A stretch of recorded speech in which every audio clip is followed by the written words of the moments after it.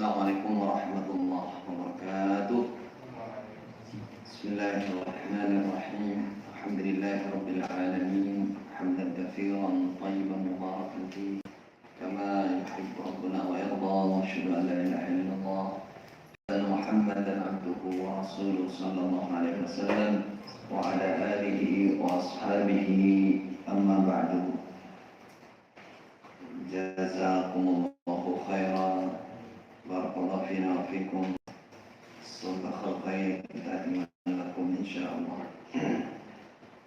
Untuk Kitabus Shalah Sahih Al-Bukhari ini perlu mendapatkan perhatian khusus, terutama Kitabus Shalah Sahih Bukhari dan Sahih Muslim. Nanti mudah-mudahan di akhir khataman nanti kita bisa mengulang dan menghafalkan intisari dari Kitabus Shalah Sahih Al-Bukhari, agar kita bisa menyempurnakan salat-salat kita, menyempurnakan hal-hal yang masih kurang di dalam kita melakukan atau melaksanakan kewajiban sholat. Semoga Allah paring manfaat dan barokah. Jazakumullah khairan. Sanad untuk Sahih Al-Bukhari sudah saya bacakan di di permulaan pertemuan dari awal Kitabus Shalah. Saya memiliki beberapa jalur mendekati insyaallah sanad untuk Sahih Al-Bukhari. Bahkan alhamdulillah saya juga memiliki sanad dari salah satu syekh di Saudi sana yang terhitung Sahih Al-Bukhari itu untuk zaman ini a'las sanad, paling mulianya atau paling topnya sanad. Mudah-mudahan Anda semua bisa mengikuti penyampaian Sahih Bukhari ini. Saya mulai dari beberapa kitab yang saya anggap penting, ya, lalu kita sempurnakan, kita gabungkan dengan kitab-kitab yang lain, yaitu Kutubus Sittah, sebagai penyempurna atau perluasan pengetahuan, supaya nanti yang merasa sudah ngaji Kutubus Sittah betul-betul menguasai dengan apa yang ada dalam Kutubus Sittah, supaya tidak khatam-khataman saja, ternyata ilmunya hanya dibatasi pada kitab kecil, potongan-potongan, petelan-petelan, sedangkan Kutubus Sittahnya dilupakan. Sudah pakai potongan, cuplikan-cuplikan, dan tidak diamalkan semuanya. Masih jauh dari kesempurnaan berarti. Maka kita perlu bersungguh-sungguh untuk menghatamkan dan memahami serta menguasai, lalu mengamalkannya. Jazakumullah khairan. Barakallahu fina wa fikum. Baik, kita sampai di halaman 33 bagi yang memegang kopian yang sudah ada fawaidnya, halaman 33 ya, 33. Bagi yang memegang syarah Al-Qastalani, halaman berapa? Halaman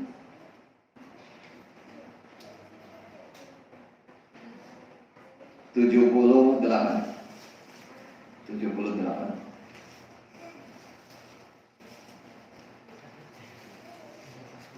Oh, 79.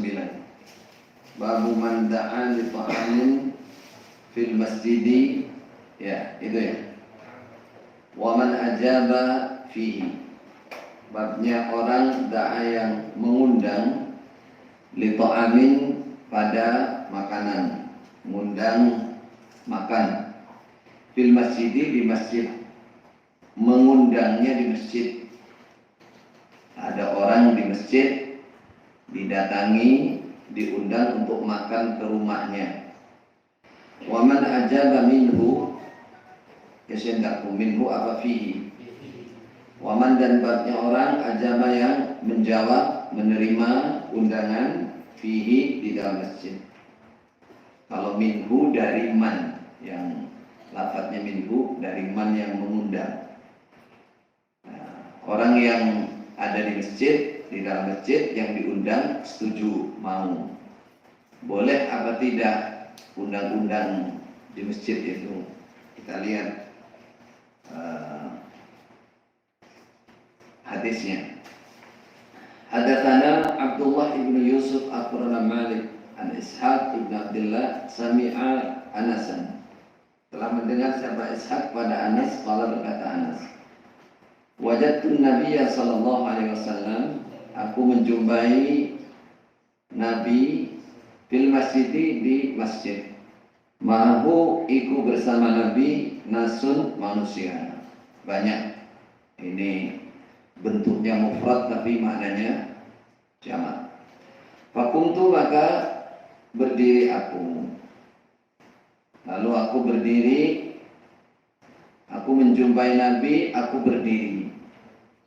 Anas waktu itu ya masih kecil, di bawah ya kurang lebih 10 tahun umurnya.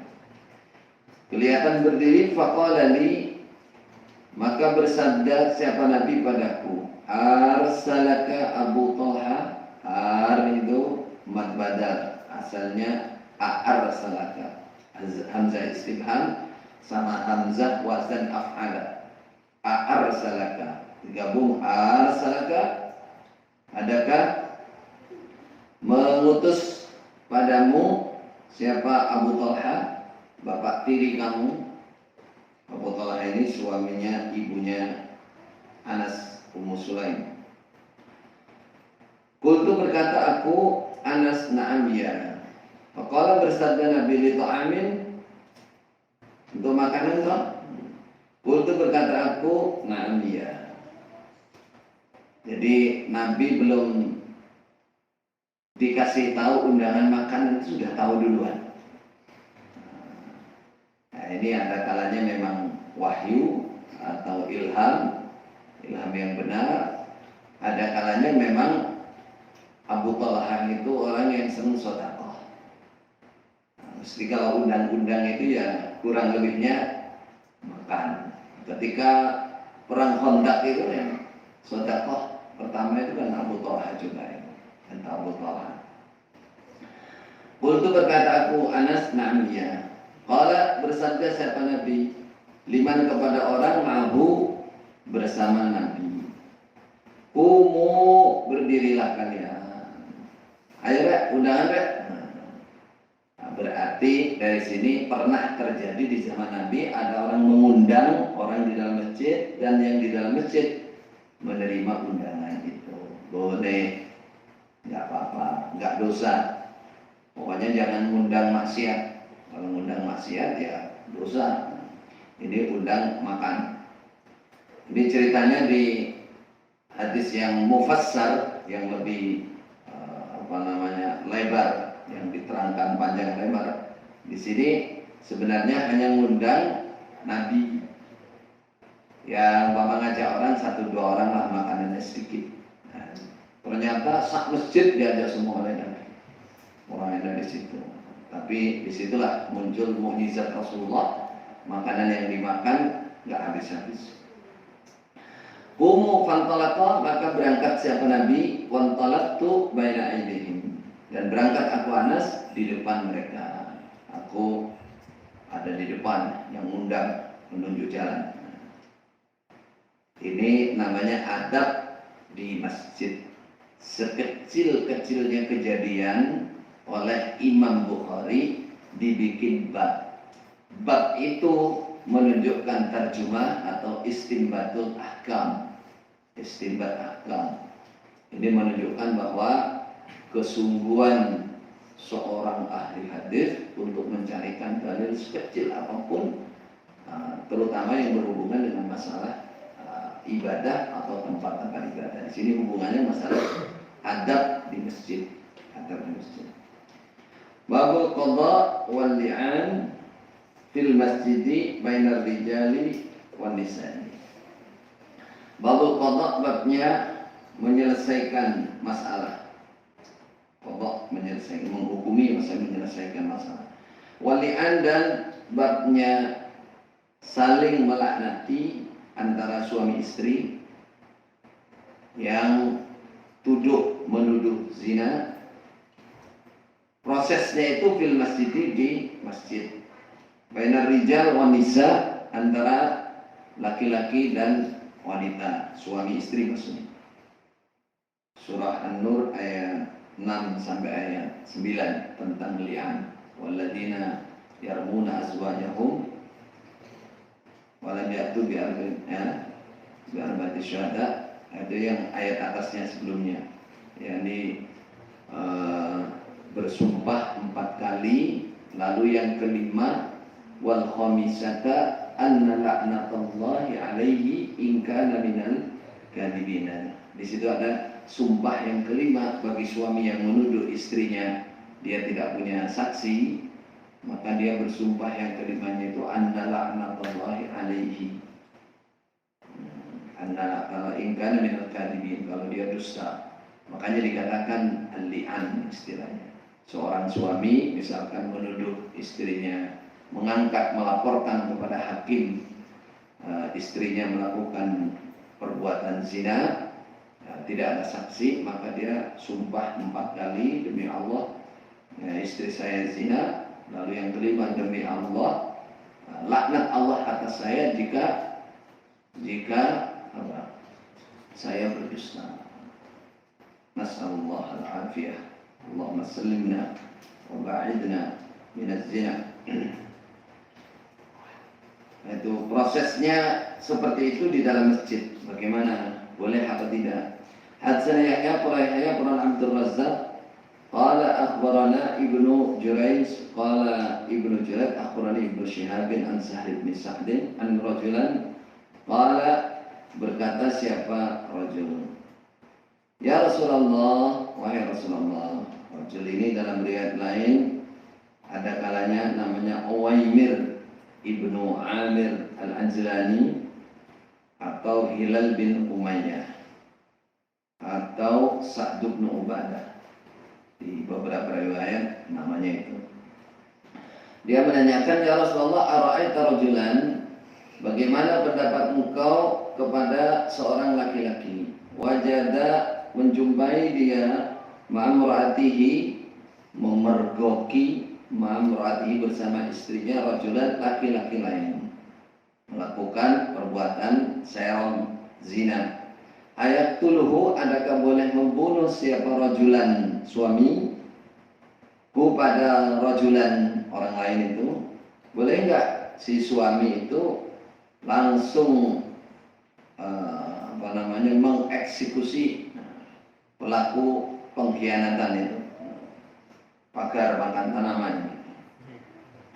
Fatala'ana fil masjidi wa ana syahid. Fatala'ana, maka ternyata rajul itu ya yang dia gambarkan oleh yang laporan itu ya dia sendiri. Nah, makanya fatala'ana, maka saling melaknati keduanya, rajul dan istrinya itu fil masjid, di masjid. Wa ana, dan aku Sahal bin Sa'ad iku syahidun, menyaksikan kejadian itu.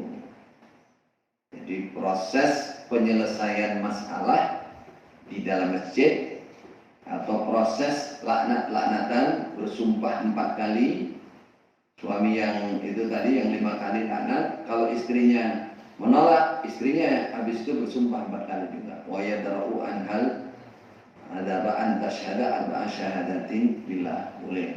Nah, tapi yang kelima untuk istri, anna ghadaballahu 'alaiha in kana minas shadiqin.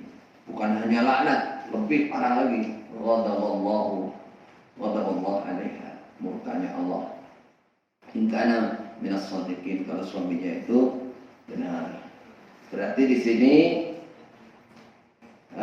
seperti yang ditulis itu, boleh melaporkan, menghukumi dan menyelesaikan masalah di dalam masjid seperti permasalahan rumah tangga suami istri yang menjalankan proses li'an, saling bersumpah mendapatkan laknat jika tuduhan zina terhadap pasangannya tidak benar. Jika tuduhan zina terhadap pasangannya tidak benar. Apa maksudnya? Mendapat laknat jika tuduhan zina terhadap pasangannya tidak benar. Ini misalkan suami dia menuduh istrinya, kalau itu nggak benar berarti dia mendapatkan laknat. Itu sumpah yang kelima. Baik, ini tentunya sebelum ada tempat-tempat khusus. Nah, kalau sudah ada tempat khusus, nah ngapain di masjid? Nah, seperti setelah itu kan memang ada namanya mahkamah kubro. Kalau sekarang apa? Pengadilan negeri tingkat apa sih itu? Tinggi. Kalau di Arab sana ada mahkamah sugro, mahkamah kubro. Kalau sudah ada tempat khusus ya tidak usah di masjid, tidak perlu di masjid. Babun bab idza dakhala baitan yusalli haitsu syaa. Ketika masuk siapa orang baitan pada suatu rumah, bukan rumah dia berarti. Yusalli, salat dia haitsu syaa, di mana menghendaki dia. Atau haitsu umira, di mana tempat diperintah dia. Dikasih tahu oleh tuan rumah. Wala yatajassas, dan tidak usah, tidak perlu meneliti-neliti dia. Nggak perlu tajassus. Wah, kayaknya sini aja rewel. Di rumah orang kok rewel. Nah, masuk rumah, silakan sholat di mana dia mau. Nggak perlu tajassus, nggak perlu mempersulit diri. Pokoknya di tempat yang kira-kira bersih, suci, ya udah sholat di situ. Atau menunggu komando atau izin dari tuan rumah. Diperintah oleh tuan rumah, oh sebelah sini saja. Hadatsana Abdullah ibnu Maslamah qala Abdullah bin Ibrahim bin Sa'd an Ibn Shihab an Mahmud bin Rabi' an Ibn ibn Malik anna Nabi sallallahu alaihi wasallam atahu, datang siapa Nabi, atahu datang siapa Nabi pada Ibn di manzilih, di rumahnya Ibn. Faqala, bersabda siapa Nabi, aina tuhibbu an usalliya lak fi baitik, di mana tempat tuhibbu, senang kamu, ingin kamu, an usalliya, salat aku laka, untuk kamu, min baitika, di rumahmu ini. Jadi Nabi diundang ke tempat itu untuk bahasa sekarang itu meresmikan musola dalam rumah, musola khusus. Nah, Nabi tanya, di mana kira-kira yang sudah kamu siapkan atau kamu senang untuk aku sholati, untuk aku sholat di dalamnya. Qala, berkata siapa Ibn, fa asyartu lahu ila makanin, lalu isyarah aku kepada Nabi pada suatu tempat. Fakabbaran Nabi sallallahu alaihi wasallam, maka takbir siapa Nabi. Jadi enggak duduk dulu, datang itu langsung nanya di mana kira-kira tempat sholatnya. Nah, setelah itu langsung di situ takbir. Wasafafna khalfahu, dan berbaris kami khalfahu, di belakang. Maka sholatnya siapa Nabi rakaat ini 2 rakaat. Faedah pertama, disunnahkan menentukan tempat khusus di rumah untuk sholat dan diresmikan oleh pengatur setempat dengan sholat 2 rakaat di tempat itu. Artinya sebaiknya memang bagi kita itu di dalam rumah itu punya musola. Ada musolanya, ada tempat khusus, jangan kamarnya bagus, dapurnya bagus, ruang tamunya bagus, musolanya nggak ada. Nah, ini aib namanya bagi orang yang beriman itu. Masa kalah sama orang Bali? Penyembah patung itu sampai di dalam rumah itu ada tuh patung kecil-kecil tuh yang paham itu, bukan hanya di luar, di dalamnya rumah. Kayak di Singapura itu sampai di dalam rumah itu orang-orang India ini ada tempatnya kayak khusus gitu. Nah, ini masa orang Islam nggak punya musola? Ya, walaupun di pojok mana khusus di situ, jauh dari TV, jauh dari kebisingan, jauh dari gambar-gambar yang mengganggu. Nah, itu jangan pakai dalil ini haitsu sya'a, ini peresmiannya yang haitsu sya'a itu. Boleh yang pengatur itu datang, dia memilih, wah sebelah sini baiknya, atau menunggu seperti Nabi ini bertanya, nunggu di mana kira-kira yang kamu senangi. Oh sebelah Nabi, sebelah sana Nabi sudah disiapkan. Gitu. Kalau nggak punya tempat khusus, sholat di depan TV.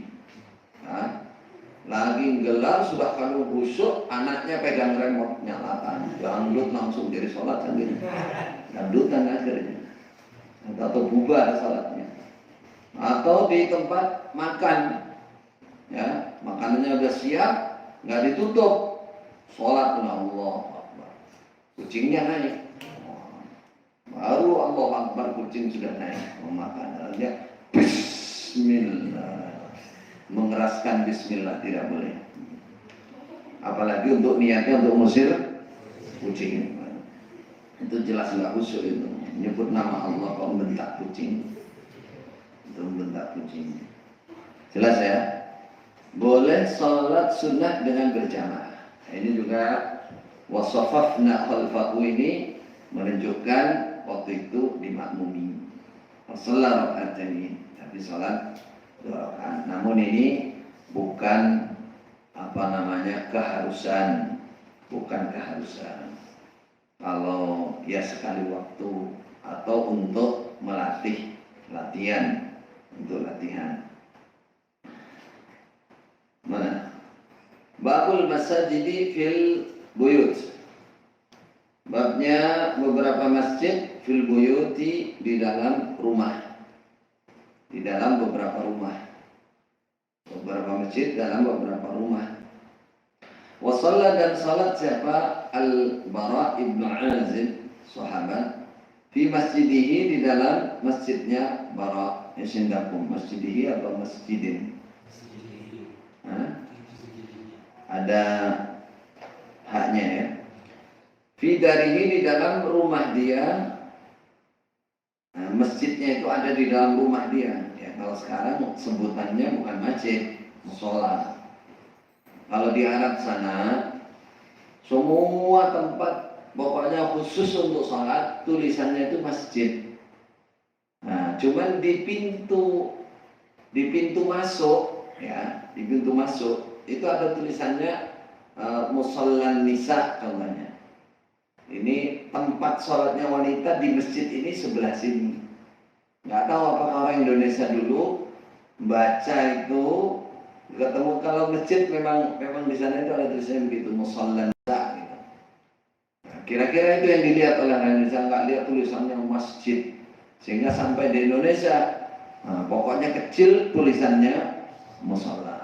Lalu kecil pun itu tidak masjid. Masjid itu kan tempat sujud, tempat sholat, Makanya di Indonesia ada musola. Di rumah juga disebut musola. Dalam bahasa Arab masjid nggak apa-apa. Cuman memang bukan masjid jami'. Memang bukan masjid yang digunakan untuk sholat Jumat. Jamaatan berjamaah. Jadi Bara bin Azib punya masjid, punya musola dalam rumah, dia sholat berjamaahnya di situ. Yang menunjukkan seperti itu boleh kalau memang sudah dikhususkan untuk masjid keluarga, misalkan dalam rumah. Haddatsana Sa'id bin Ufair qala berkata siapa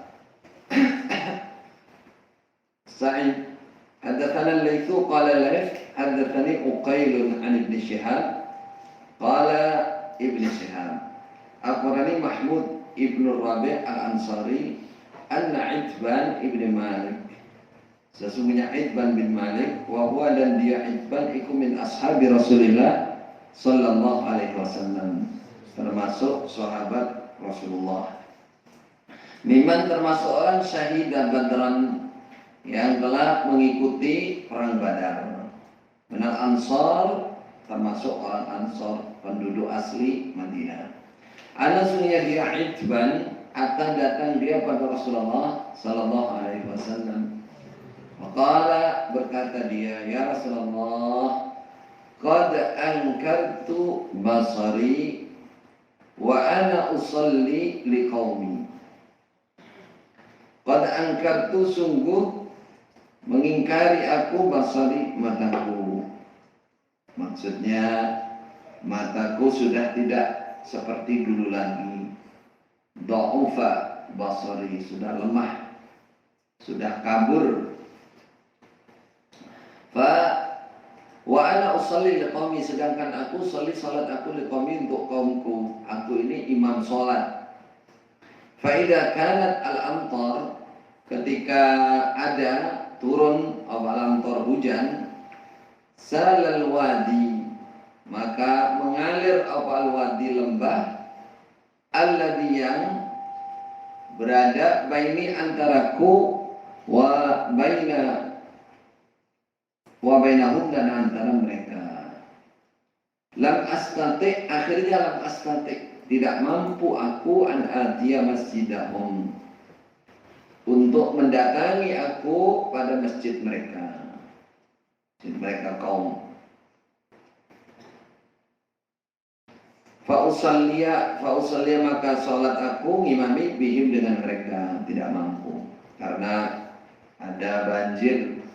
Jadi kalau hujan banyak Nabi itu lembah yang berada antara saya dan masjid itu mengalir deras sedangkan mata saya kabur.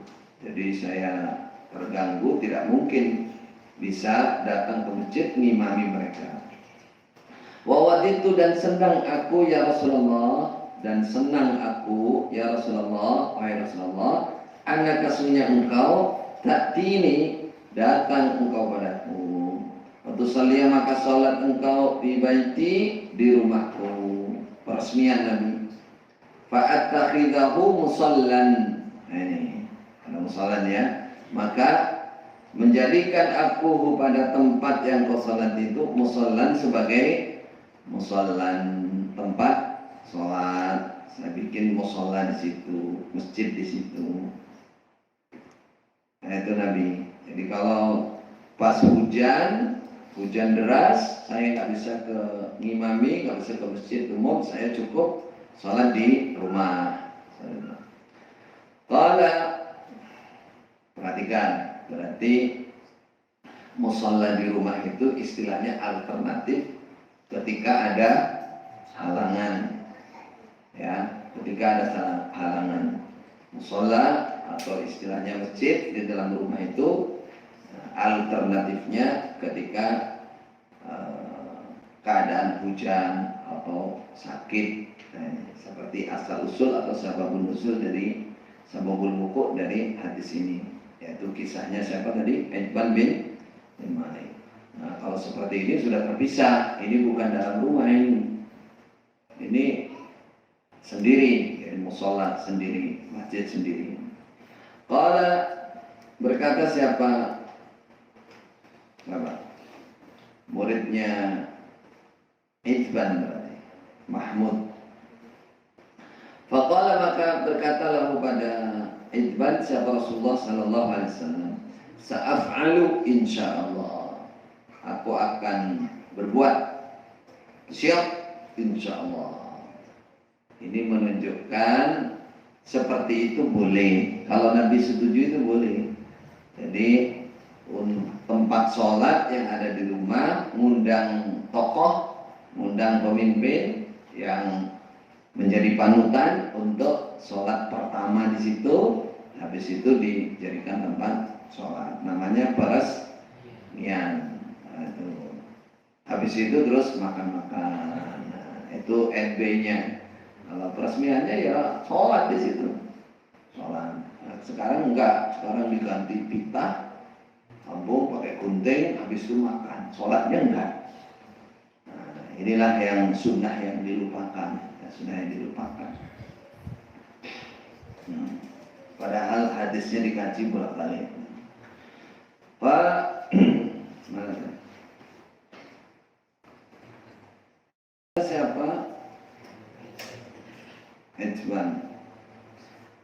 Siapa Idwan? Fawada Rasulullah sallallahu alaihi wasallam wa Abu Bakrin. Maka datang pagi siapa Rasulullah dan Abu Bakar, yaitu hinar tafa'a, ketika tinggi meninggi apa naharu, siang. Maksudnya pagi sudah agak siang. Fasta'dana, maka minta izin siapa Rasulullah sallallahu alaihi wasallam. Ini adab bertamu, walaupun diundang jangan langsung nyelonong, minta izin dulu. Adkhul? Baik, udkhul. Man anta? Ana. Man anta? Ana. Ismu? Ayo, ana. Memang namanya ana. Wow, tapi ngamuk-ngamuk yang punya rumah. Jadi minta izin dulu, baru fa'adzintu lahu, maka mengidini aku lahu pada Nabi, silakan Nabi, silakan masuk.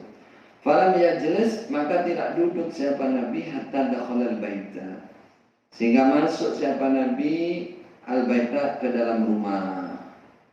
Nabi enggak duduk di depan, enggak duduk di serambi, langsung masuk rumah. Kemudian bersabda siapa Nabi, aina tuhibbu an usalliya min baitik, di manakah senang kamu an usalliya, salat aku min baitik, di rumahmu ini. Ini contoh bertamu atau undangan langsung kepada sasaran. Apa ngerti sasaran? Tanpa basa-basi. Undangannya apa? Makan, langsung nyerbu makanan. Ini undangannya peresmian apa? Tempat, langsung ditanya, masuk nggak, duduk nih? Aduh, mana tempatnya yang salatnya? To the point namanya. Ini seperti ini boleh, mohon duduk dulu. Oleh tuan rumah disuruh duduk dulu, ya duduk dulu. Kalau berkata Idban, fasabtu lahu, lalu isyarah aku kepada Nabi ila nahiyatin minal baiti, pada sebuah kawasan tempat jajahan minal baiti, di rumah.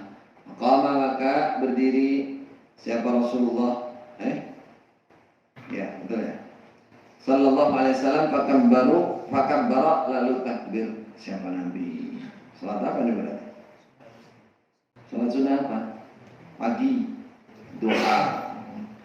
Fakumna fasafafna, maka berdiri kami, fasafafna, maka berbaris kami, salat, maka salat siapa Nabi rakaataini, 2 rakaat. Kami makmum. Oleh Nabi tidak disalahkan, berarti ini takrir namanya. Berarti boleh orang sholat duha terus langsung ikut di belakangnya, dimakmumi, itu boleh. Sekali waktu, tidak terus menerus, karena kejadiannya ini ya hanya sekali waktu aja. Salat rakaataini, tsumma sallama, kemudian salam siapa Nabi.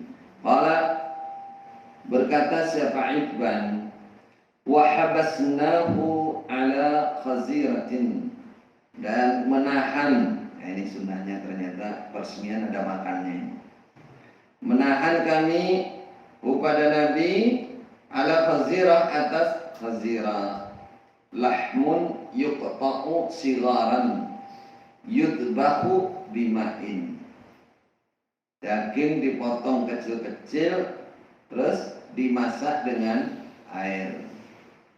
Yudharru alaihi ba'dan nadji min daqiqin, kalau sudah dagingnya agak matang ditaburi tepung. Jadi apa itu? Ya namanya bubur ya, bubur ayam kali ini kalau di sini. Wa in 'arad 'anil lahmi fa asida. Kalau tepung tok nggak ada dagingnya namanya asidah. Kalau ada dagingnya khazirah.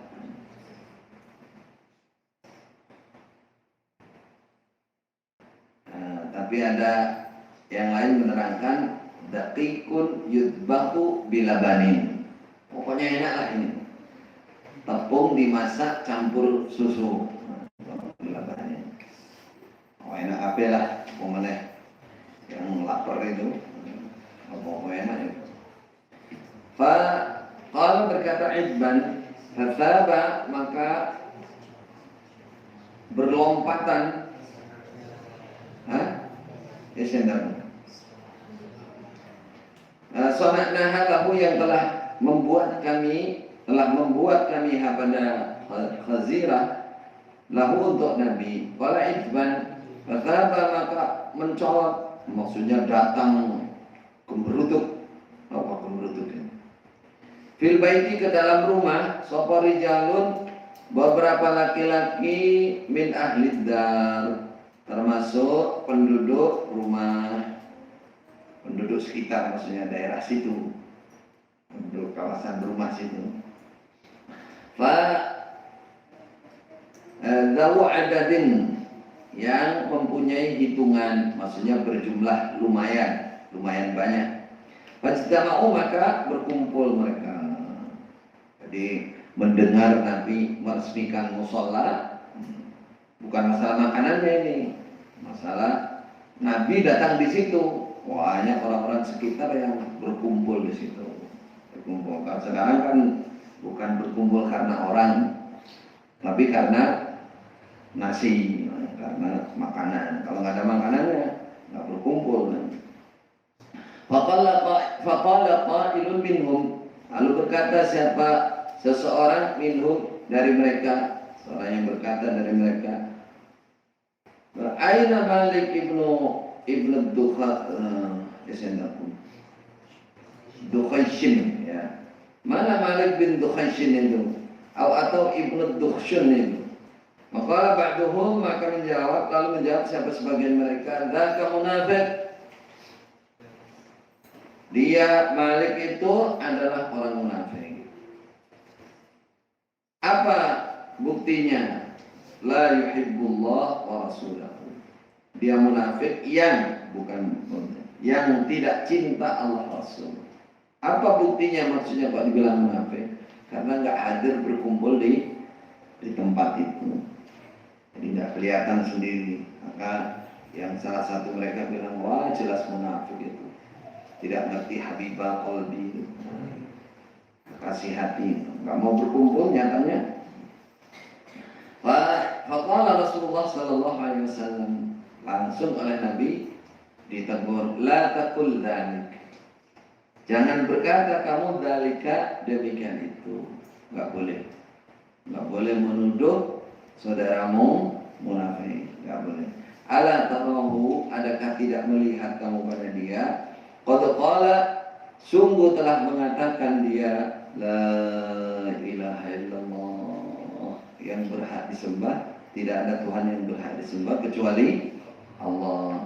Yuridu bidzalika wajhallah, menghendaki dia dengan demikian ucapan itu pada wajah Allah.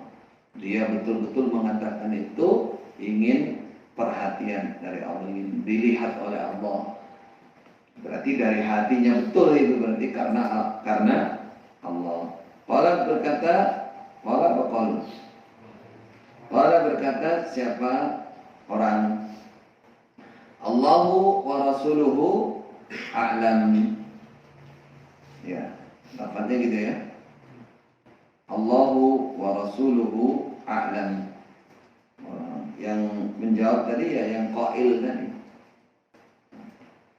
Jawab Allah Rasul yang lebih tahu masalah itu. Qala berkata siapa qail, fa inna nara wajhahu wa nasihatahu ilal munafiqin. Fa inna maka sesungguhnya kami, ini yang menuduh tadi ngomong, Nara melihat kami wajah pada wajah dia Malik, wa nasihatahu dan nasihat dia. Nasihat itu ya pergaulannya, baiknya, kebaikan dia itu, muamalah, tasarruf baiknya itu, ilal munafiqin, kepada orang-orang munafik. Nabi, kami punya bukti lain Nabi.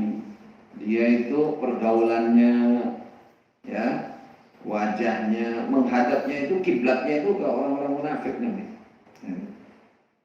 Qala Rasulullah sallallahu alaihi wasallam, fa inna Allah, maka sesungguhnya Allah iku qad harrama 'alan nar, sungguh telah mengharamkan sebuah atas neraka. Man pada orang kala yang mengatakan dia la ilaha illallah, ya bataghi bidzalika wajh Allah, mencari dia, ingin dia dengan demikian ucapan wajh Allah, pada wajah Allah, pada wajah Allah, ingin dilihat oleh Allah, ingin diperhatikan oleh Allah, mencari ridho Allah.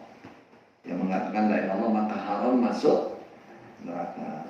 Ini banyak pelajaran yang bisa kita ambil di sini. Berhati-hatilah saudara menilai munafik orang lain, menghukumi munafik orang lain satu, apalagi menghukumi kafir, apalagi menghukumi murtad.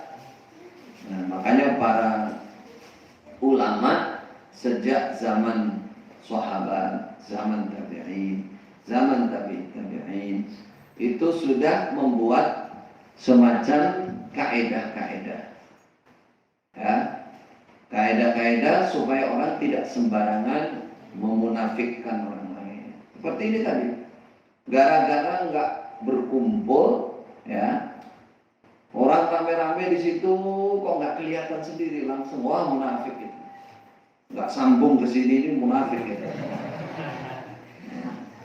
nggak mau kumpul soalnya, langsung hukumnya munafik. Kata Nabi la taqul, jangan, apa kata Nabi? Itu larangan apa dibenarkan oleh Nabi begitu? Tidak dibenarkan. Nah, kamu jangan ngomong begitu, nggak boleh menghukumi begitu. Kan kamu tahu sendiri teman kamu itu Malik itu mengatakan la ilaha illallah yuridu bidzalika wajh Allah. Jadi kalau orang sudah mengatakan la ilaha illallah secara lahir, jangan mudah atau gampang-gampang menghukumi kafir. Berhati-hatilah. Kecuali kalau memang betul-betul melakukan kekafiran, baru bisa dihukumi kafir. Kalau sudah tidak ada uzur, tidak ada mawani namanya. Yang ngerti uzur, yang ngerti uzurnya, yang ngerti mawani'nya itu para ulama. Makanya para ulama ngasih tahu kalau masalah menghukumi kafir seseorang, kembalikan kepada qadhi, juru hukum, nggak boleh sembarangan orang. Nah, ini contoh kisah. Seperti di waktu perang Usamah bin, ingat gak? Usamah bin Zaid, ya. Ketika ada orang kafir membunuh satu orang, bunuhin orang iman banyak. Lalu dikejar sama dia, sudah kalah posisi, sudah diangkat mau disikat, dia bilang la ilaha illallah Muhammadur Rasulullah. Sikat aja sama-sama. Pura-pura ini des. Ke tempat Nabi, laporan kepada Nabi, disalahkan apa dibenarkan oleh Nabi? Disalahkan oleh Nabi. Kata Usamah, Nabi, dia hanya takut pedang, takut kilaunya pedang. Katanya. Kata Nabi, kamu ngerti gak isi hatinya? Kamu tahu kalau dia sudah saat itu menyatakan la ilaha illallah betul dari dalam hati, dia iman. Dia iman, hanya butuh waktu karena kamu bunuh, dia akhirnya selesai. Kata Nabi, fa kaifa bika bila ilaha illallah indallah. Bagaimana pertanggungjawaban kamu kalau dibantah oleh orang itu dengan dasar la ilaha illallah di sisi Allah nanti? Kata Usamah, subhanallah, seakan-akan saya hancur amal saya baru masuk Islam saat ini. Kata Usamah, artinya itu mengisyaratkan sama seperti ini. Disuruh berhati-hati kepada orang yang sudah Muslim, sudah Islam, menyatakan syahadat, betul-betul dia karena Allah. Nah, perjalanannya itu kita nggak tahu selanjutnya. Kecuali kalau dia melakukan kekufuran yang memang nyata, ya, harus dihukumi, harus diyakini kekafirannya, nah, dan dibawa ke juru hukum untuk memastikan ada uzur apa tidak, ada mawanya apa tidak. Nah, contoh dalam nawaqid Islam ada kan, man lam yukaffir al-musyrikin, terus au syakka fi kufrihi au sahhaha madhhabahu kafar. Siapa yang tidak menghukumi kafir orang musyrik, betul-betul melakukan kesyirikan, itu salah satu bentuk kekufuran, ya, bentuk murtad, pemurtadan, irtiad namanya, kemurtadan. Kalau para ulama membuka fuqaha sampai ada yang bukan sampai 400. Dan salah satu bentuk murtadnya seseorang kafir adalah syirik. Siapa yang tidak menghukumi kafir orang melakukan kesyirikan, atau ragu di dalam kekafirannya orang itu, atau membenarkan cara-cara kesyirikan dia itu, maka orang ini kafir juga hukumnya. Artinya dia nggak punya akidah, nggak punya keimanan, nggak punya keyakinan yang pasti, sehingga dia hukumnya kafir juga. Ini menandakan, ya, sembarangan, ngawur tanpa batas, tanpa dasar dari yang pasti, mengkafirkan tidak boleh. Tapi ketika melihat orang yang betul-betul melakukan kekafiran, tidak boleh ragu, tidak boleh ragu. Nah, disinilah yang perlu diketahui. Untuk menghukumi kafir itu tidak boleh sembarangan, dalilnya harus pasti, harus sahih. Orangnya yang menghukum harus lengkap, bukan hanya ngerti saujung dalil terus senang menghukumi orang lain, nggak boleh. Juru hukum qadhi itu kan supaya tidak salah paham. Ini contoh begini, selain kesyirikan, misalkan orang tidak sholat, ya, orang nggak sholat, kan man taraka sholat faqad kafar. Siapa yang tidak sholat, hukumnya kafir. Ada orang temennya nggak sholat, kafir ini, ambilkan pedang, tusuk, mati. Padahal temannya ternyata, kalau seandainya diurus oleh juru hukum, ditanya, kenapa kamu nggak sholat? Pak, saya masih nunda berapa jam lagi, soalnya masih najis. Nah, itu namanya uzur. Bukan ketemu orang nggak sholat langsung kafir, sikat, diambil jarahan hartanya. Nah, nyatanya nggak sholat. Enggak, harus ada aturannya. Orang ditanya dulu, kenapa kamu nggak sholat? Oh, saya ada uzur, saya sakit. Sampai orang males pun, orang, oh saya malas. Jadi kamu ngerti bahwa itu kewajiban dari Allah? Iya, saya ngerti, cuma saya lagi malas. Itu masih ustutiba namanya. Masih disuruh bertobat dulu, bukan langsung dihukumi kafir. Nah, ini, itu contoh, masih banyak hal-hal lain. Jadi artinya jangan terburu-buru. Kalau di sini kejadiannya apa ini? Menghukumi munafik saudaranya oleh Nabi, sampai diterangkan siapa yang mengucapkan la ilaha illallah murni dari dalam hati mencari wajah Allah, maka haram masuk neraka. Ini penjelasannya dua. Haram masuk neraka jika, ada nggak di fawaidnya?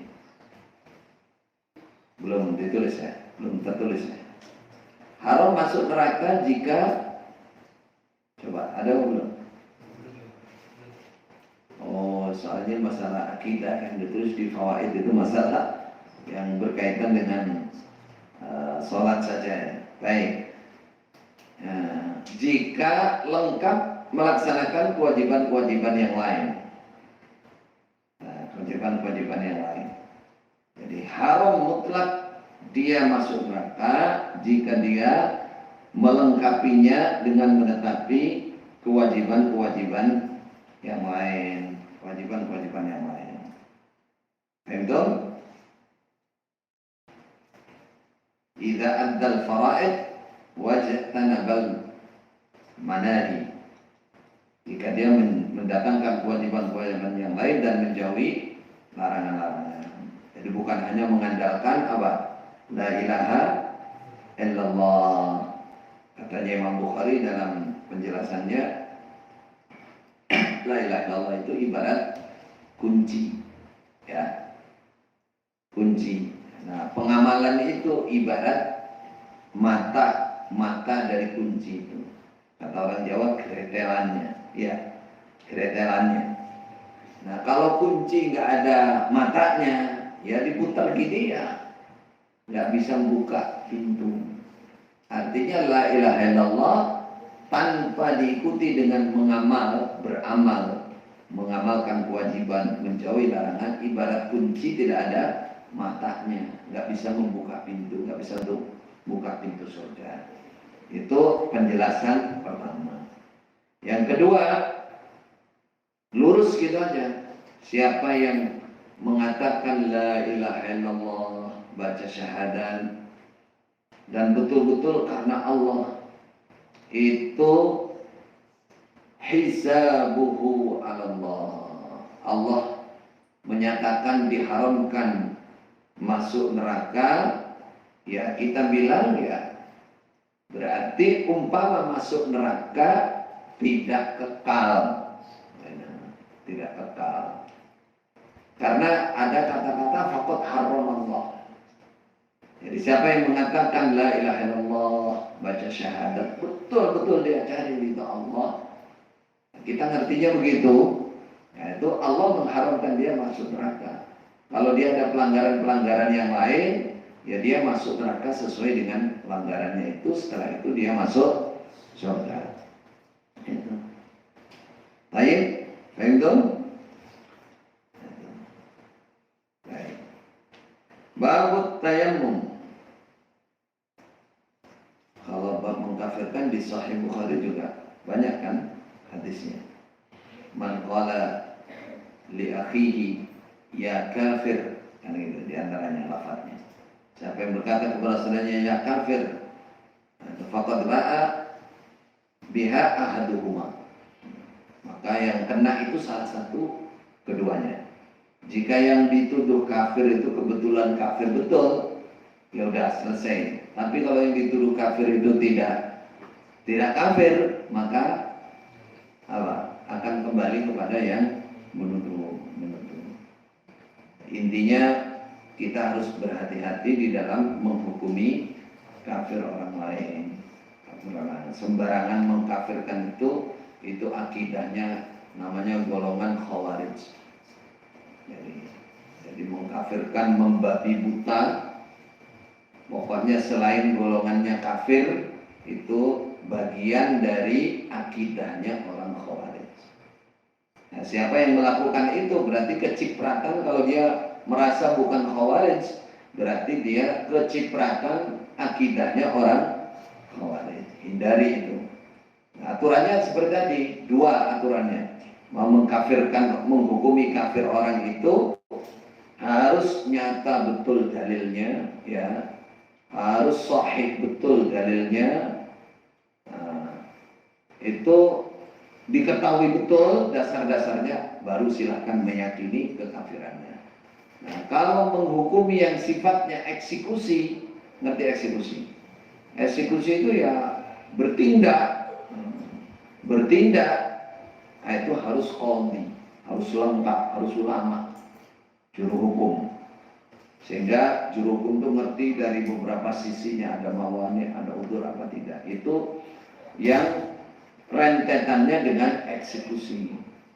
Nah, kalau dibiarkan orang umum ya nanti muncul banyak seperti di kawasan Arab itu ya, munculnya pemberontakan dan lain-lain itu gara-gara takfir ini, sembarangan mengkafirkan. Kata orang Jawa itu gebiah uyah. Ngerti gebiah uyah? Gebiah uyah itu nyiramin garam sak maunya. Artinya pukul rata itu nggak boleh. Itu aturan mainnya dalam agama seperti itu, tidak boleh sembarangan. Bab tayammuni fi dukhulil masjid wa ghairihi. Babnya memulai dari yang kanan. Fi dukhulil masjid, di dalam masuk masjid, wa ghairihi, dan selain masjid. Masuk masjid atau selain masjid seperti masuk rumah misalkan, pokoknya tempat-tempat yang diperkirakan bukan tempat yang kotor, nah itu dimulai dari kanan. Wa kana, ada siapa Ibnu Umar yabda'u birijlihil yumna, memulai dia dengan kaki dia al-yumna, yang kanan. Ibnu Umar sendiri praktek seperti itu. Fa idza kharaja, ketika keluar dia, keluar masjid maksudnya, bada'a, maka memulai dia birijlihil yusra, dengan kakinya yang kiri, mempraktekkan dalil. Hadatsana Sulaiman bin Harbin qala Sulaiman hadatsana Syu'bah an al-As'as ibn Sulaim an Abihi an Masruq an Aisyah qalat Aisyah, karena ada siapa an-Nabi sallallahu alaihi wasallam yuhibbut tayammun, senang, cinta siapa Nabi at-tayammun, pada menganankan, apa tadi? Memulai dari anggota yang kanan. Mastata'a, selagi mampu siapa Nabi. Kapan? Fi sya'nihi kullih, di dalam perbuatan Nabi, keadaan Nabi, kullihi, kesemuanya, sya'n. Contohnya fi tuhurihi, di dalam bersucinya Nabi. Bersucinya Nabi semuanya wudu, mandi junub, dimulai dari yang kanan, tangan kanan, yang dua maksudnya. Yang ada dua anggota berarti dari kanan, tangan kanan, kaki kanan, dimulai dari kanan. Wa tarjulihi, dan bersisirannya Nabi. Jangan dikasih R2, nanti bersisiran. Bersisirannya Nabi, sisiran. Dimulai dari yang kanan. Wa tana'ulihi, dan bersandalnya Nabi. Kalau pakai sandal, yang kanan dulu. Kalau minum, kanan dulu baru kiri. Wah, ya kanan toh. Jadi makan minum dengan tangan kanan sendiri dalilnya. Cuman tarik buang kotor berarti boleh kanan dulu baru kiri. Dalilnya sendiri. Nah, makanya orang menguasai dalil hanya sepotong-sepotong itu bahaya. Jadi Nabi itu semua perbuatannya ini kanan. Waktu wudu, waktu sisiran, waktu bersandal, berarti makan juga boleh kanan kiri. Ini namanya mujtahid jahil, mempersungguh tapi tidak ngerti. Banyak sekarang terjadi sudah. Nah, perasaannya dia sudah menguasai ilmu, hukum-hukumnya itu ya melenceng, nggak karu-karuan. Nah, karena apa? Karena dalil comot sana, comot sini, belum mutakamil, belum tarokum, dalil sudah dipakai. Nah, berhati-hatilah kalau urusan agama, apalagi masalah akidah. Akidah itu masalah sangat utama di dalam agama ini. Jangan sampai seseorang salah memilih akidah atau menghukumi seseorang. Baik, babun hal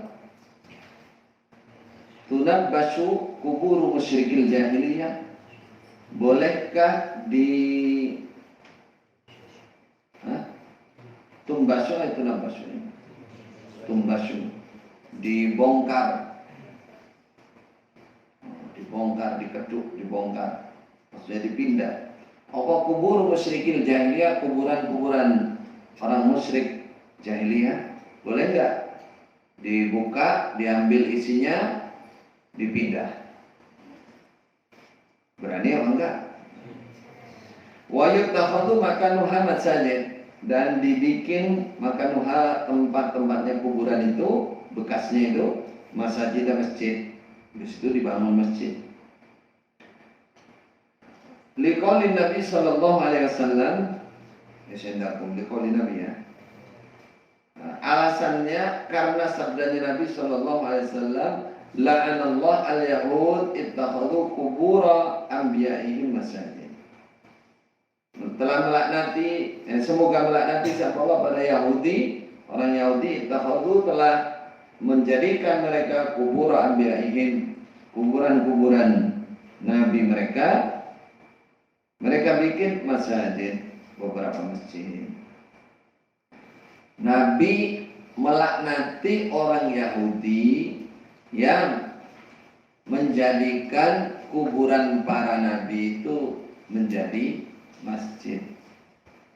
Ini Nabi bersabda. Nah, kalau sekarang kuburannya orang musyrik, boleh enggak?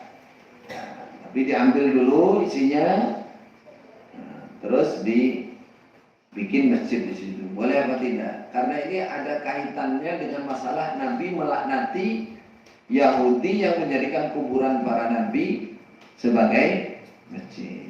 Jawabannya mana? Hadisnya nanti. Ini baru bab ini. Supaya ini Imam Bukhari maksudnya supaya orang tidak istibah di sini, tidak ada kerancuan.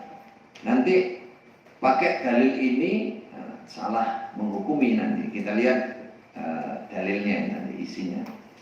Wa man yukrahu minas salati fil kubur, dan babnya apa-apa yukrahu yang siapa ma, yaitu minas salat fil kubur, di kawasan kuburan. Jangan dimaknai di dalam, ya, fil kubur, di dalam kuburan. Berarti masuk ke kuburan ditutup tuh sholat di dalamnya, di kawasan kuburan. Boleh apa tidak? Dibenci, makruh, dibenci. Wara'an, dan melihat siapa Umar. Kata-kata fil kubur itu bisa bermakna di kawasan kuburan, atau di sela-sela kuburan, atau pas di atasnya kuburan, ada kuburan di atasnya atau di sela-selanya, atau madep, ya, menghadap ke kuburan. Itu masuk istilah fil kubur. Makruh, semua makruh, dibenci. Wara'an, melihat siapa Umar Ibn Khattab. Anas, pada Anas bin Malik radhiyallahu anhu, yusalli, salat dia inda qabrin, di dekat kuburan. Faqala, berkata siapa Umar, al-qabra, jauhilah kuburan, jangan sholat dekat kuburan, Berarti Khalifah Umar kan ngerti dalil, paham dalil. Gak boleh itu, maksudnya jauh dari kuburan kalau sholat. Padahal ini baru di dekatnya ini. Walam ya'murhu bil i'adah, dan tidak memerintah siapa Khalifah Umar kepada Anas bil i'adah, mengulangi sholat. Menunjukkan itu makruh, dibenci. Tapi kalau terlanjur sholat di situ, ya tidak membatalkan sholatnya. Apalagi kalau tidak ngerti bahwa tempat itu kuburan. Buktinya Khalifah Umar nggak menyuruh mengulangi. Jadi hukumnya makruh, dibenci. Kalau itu dihukumi haram mutlak, berarti sholatnya dianggap tidak sah. Nyatanya ini Khalifah Umar tidak menyuruh mengulangi. Baik. Kita lihat hadisnya. Hadatsana Muhammad bin Al-Musanna qala Muhammad hadatsana Yahya an Hisham qala Hisham akhbarani abi, bapakku Hisham, ana Aisyah anna Umma Habibah wa Umma Salamah, sunya Habibah dan Umma Salamah, dzakarata, menceritakan keduanya, kanisatan ma'badun Nasara, ma'bad lin Nasara, apa? Gereja. Ra'ainaha, yang telah melihat mereka wanita pada gereja itu, bil Habasyah, di kawasan Habasyah, Raja Najasyi itu. Fiha, di dalam gereja itu, tasawir, beberapa patung atau gambar timbul. Pada karota dalika lin Nabi sallallahu alaihi wasallam, lalu menceritakan keduanya hal itu demikian itu kepada Nabi. Faqala, bersabda siapa Nabi, inna ulaik, sesungguhnya mereka itu, idza kana fihim, ketika ada di kalangan mereka siapa ar-rajulus saleh, laki-laki yang soleh, mata maka mati, lalu mati siapa rajul soleh, banau maka, ini jawabnya Ida, maka membangun mereka ala qabrih, di atas kuburannya rajul soleh ini masjid, bangun masjid di situ. Wasawwaru fihi tikas suara, dan membuat gambar mereka, menggambar mereka fihi, di dalam masjid itu, masjid di kuburan itu, tikas suara, pada demikian beberapa gambar. Zaman dulu ya ukiran timbul lama-lama atau patung. Hukumnya faulaika syirarul khalqi indallah yaumil qiyamah. Mereka itu adalah sejelek-jeleknya makhluk indallah, di sisi Allah, yaumil qiyamati, pada hari kiamat. Orang-orang yang membuat gambar itu atau membuat patung itu, dari awal orang-orang yang membuat masjid di kuburan, tadi kan, masjid di kuburan orang soleh, dan membuat gambar-gambar orang soleh, gambar timbul atau patung, itu besok di hadapan Allah paling jeleknya makhluk. Kenapa? Satu, dia telah membuka peluang besar kepada generasi melakukan kesyirikan. Awalnya mungkin untuk mengenang, memotivasi, tapi generasi keberapa berikutnya oleh setan dipalingkan, akhirnya nyembah apa? Nyembah patungnya, nyembah gambarnya itu. Berarti dia Yahudi yang berbuat seperti itu adalah syirarul khalqi. Dari siapa? Dia tidak saddul dzari'ah namanya. Dia tidak menutup celah untuk terbukanya kesyirikan. Dia bahkan memfasilitasi. Ibaratnya gitu, membuka jalan sehingga generasi berikutnya melakukan kesyirikan. Satu. Yang kedua, dia musawwirin. Dilaknati oleh Allah karena membuat gambar timbul atau buat patung. Besok kan oleh Allah disalahkan, disiksa, disuruh menghidupkan. Kenapa? Karena terhitung dia takabur, dia sombong kepada Allah. Dia merasa nyaingi Allah. Nah itu jadi perbuatan bikin gambar itu, bikin gambar mentol itu oleh Allah dihukumi sebagai orang yang takabur, ingin sama atau ingin menyamai dengan sifat-sifat Allah. Makanya Allah besok disiksa, disuruh menghidupkan apa yang dia gambar itu. Jadi dari dua sisi. Jadi ini yang bisa kita ambil, kuburan orang yang soleh tidak boleh dibikin masjid, karena itu bisa membuka peluang apa? Kesyirikan. Kalau ada gambarnya, ada patungnya, langsung nyembah patungnya. Kalau ada kuburannya, ya sujud kepada kuburan nanti. Itu tidak boleh. Yang kedua adalah masalah gambar mentol ini tadi, gambar timbul. Nah itu mudah, ada nggak fawaidnya? Apa fawaidnya yang sudah tertulis? Ini masih belum membahas belum membahas masalah kuburannya orang musyrik di hadis berikutnya. Masih ada waktu, sebentar lagi kita selesaikan hadis berikutnya. Hadis Musaddad qala Musaddad hadatsana Abdul Waris an Abi Tayyah an Anas qala Anas qatiban Nabi sallallahu alaihi wasallam, datang siapa Nabi al-Madinah di Madinah. Pada zaman maka bertempat siapa Nabi a'la a'lal Madinah, di lebih tingginya kawasan Madinah, yaitu fi hayyin, di sebuah kabilah desa, yuqalu lahum, dikatakan dinamai pada mereka Banu Amr bin Auf. Fa'aqama Nabi sallallahu alaihi wasallam, lalu bertempat siapa Nabi fihim, di kalangan mereka, arba'ata asyara lailatan, 14 malam, 14 hari, 14 malam. Tsumma arsala ila Bani Najjar, kemudian mengutus siapa Nabi kepada Bani Najjar. Ini masih famili dari ibunya Nabi.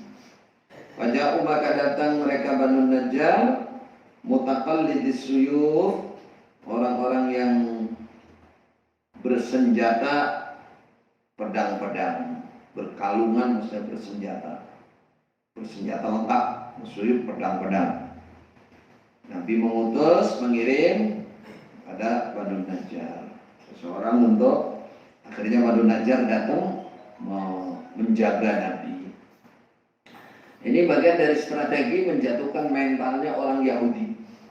Orang Yahudi kan masih kuat waktu itu di Madinah, sedangkan Nabi pendatang baru. Maka Nabi panggil familinya, ya, yang terutama yang sudah Islam. Famili Bani Najjar itu masih familinya Nabi dari ibunya. Itu di kanan kirinya Nabi lengkap persenjataannya. Fa ka'anni anzuru ila Nabi sallallahu alaihi wasallam ala rahilatih. Seakan-akan aku, seingat aku Anas, anzur, melihat aku ila Nabi, pada Nabi sallallahu alaihi wasallam, ala rahilatih, di atas untanya Nabi, kendaraan Nabi. Wa Abu Bakrin iqridfuhu, sedangkan Abu Bakar itu adalah boncengannya Nabi. Wa mala'a, dan memenuhi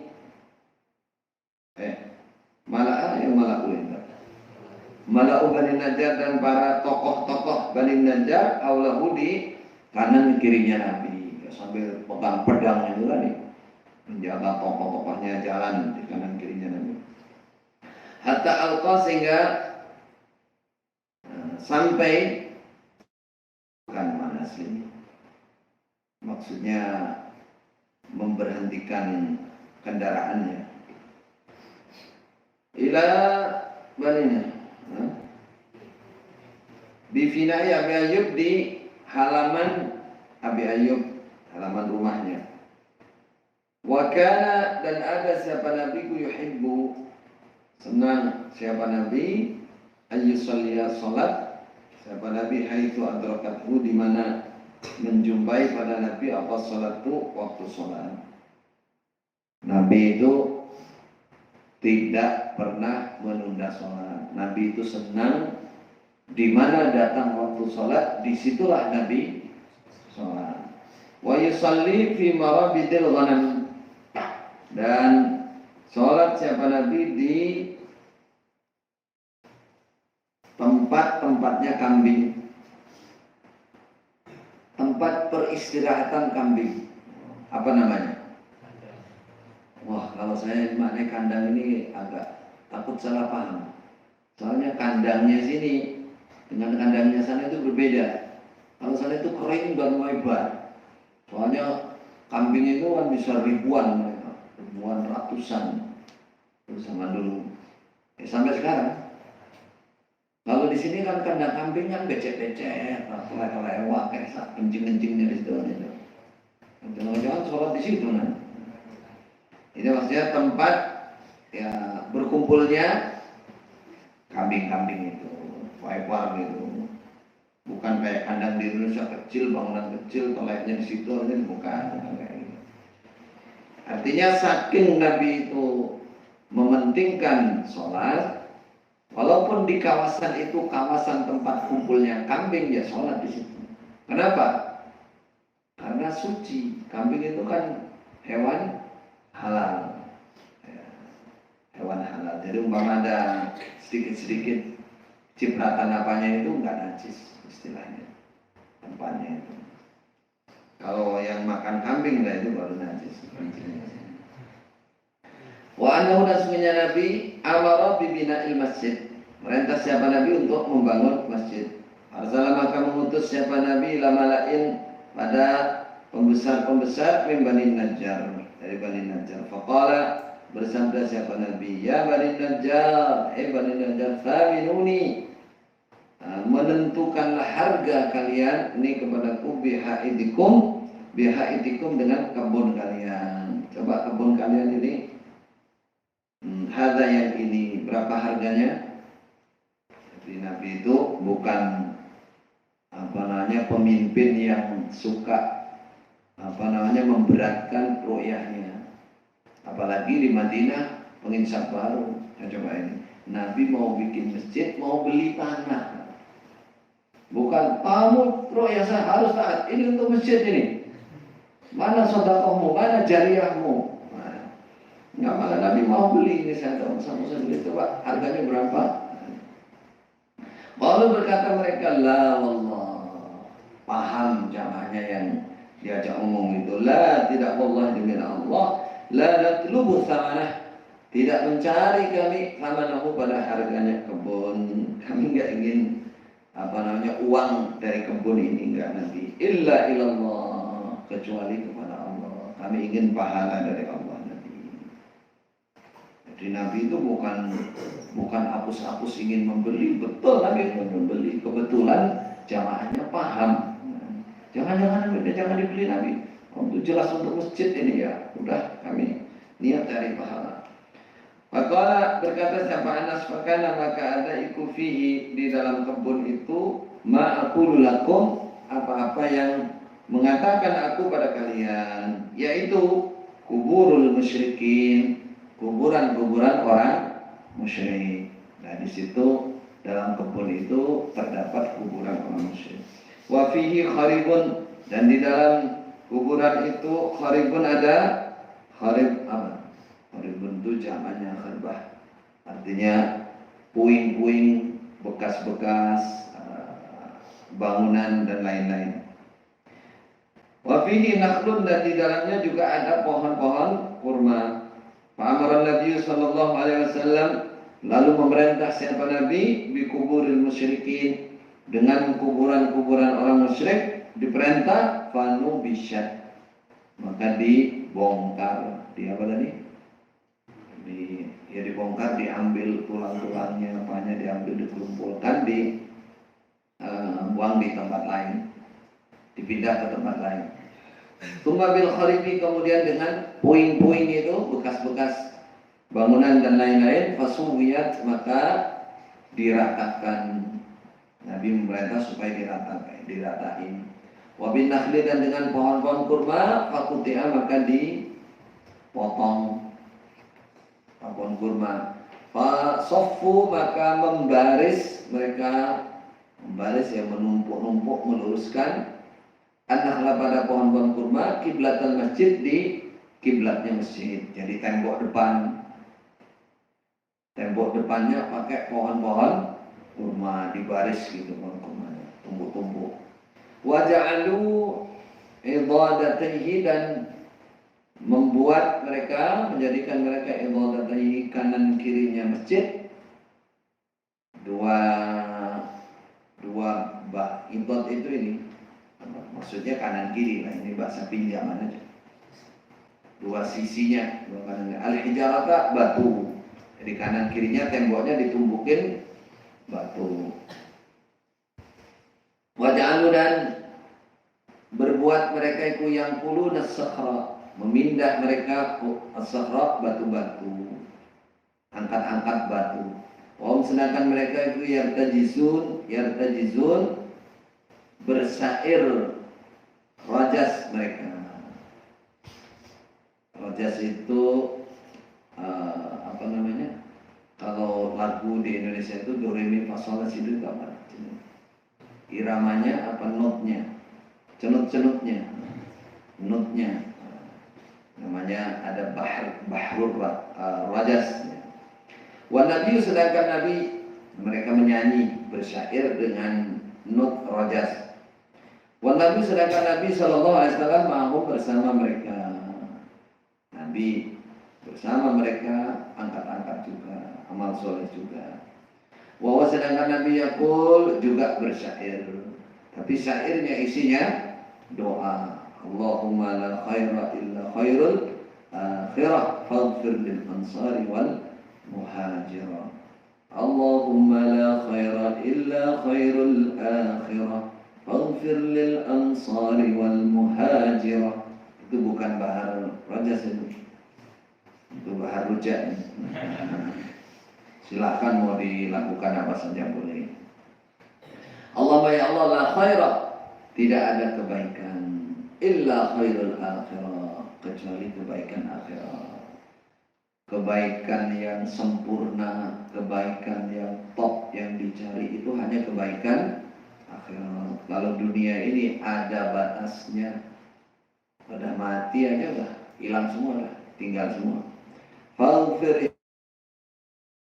ansar wal muhajir, untuk orang-orang ansar dan orang-orang muhajir. Artinya di sini kuburan orang musyrik dibongkar, dipindah, lalu dibikin masjid. Boleh.